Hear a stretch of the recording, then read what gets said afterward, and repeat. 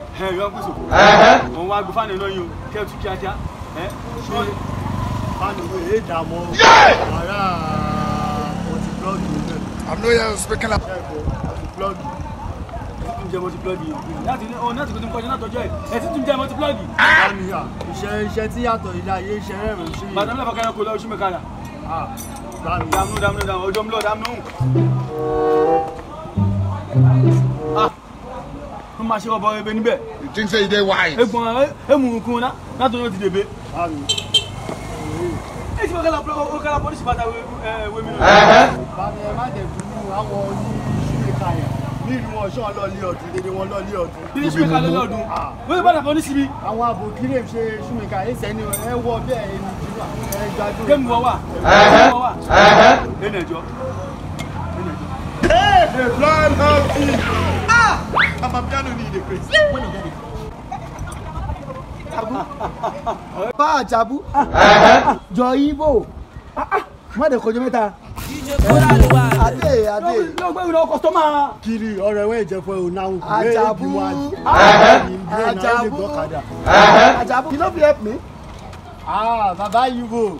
Ewe nebe. You no fit help me. Very am finish when they go kada.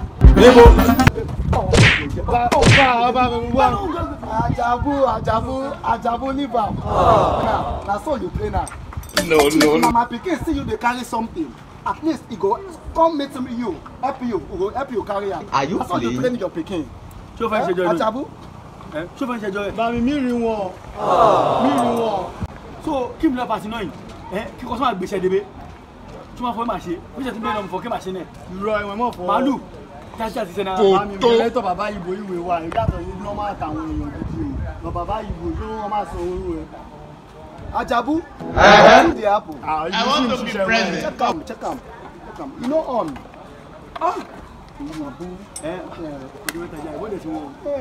Ade also we dey try my wife and pikin they sick small so never no come bring light. I can't try on the gen. You no start. Now I say me I get friend. My baba Ajabu, he go be help me. He play my gen. You like this.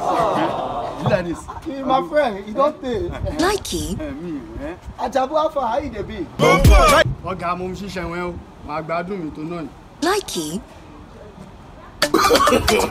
No.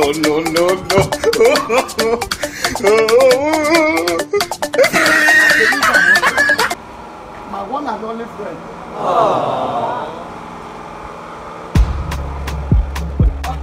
Let me smart him. This time I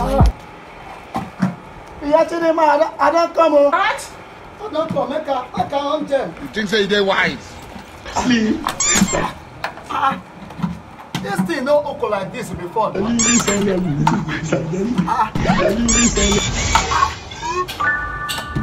Go. Jesus! Ronaldo, we don't finish. Ronaldo, we don't finish. Stop saying don't do this job.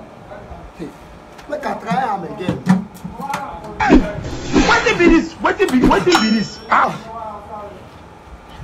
Ajabu and him papa. Now. That's what we dey do.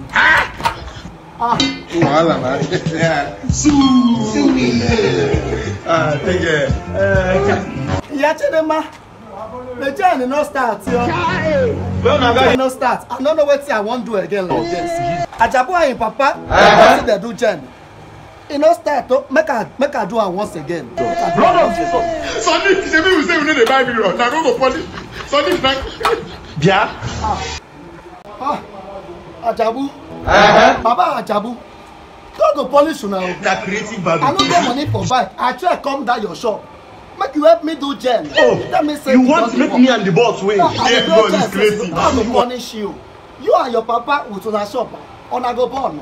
And they go inside. Cristiano Ronaldo, make mommy meow.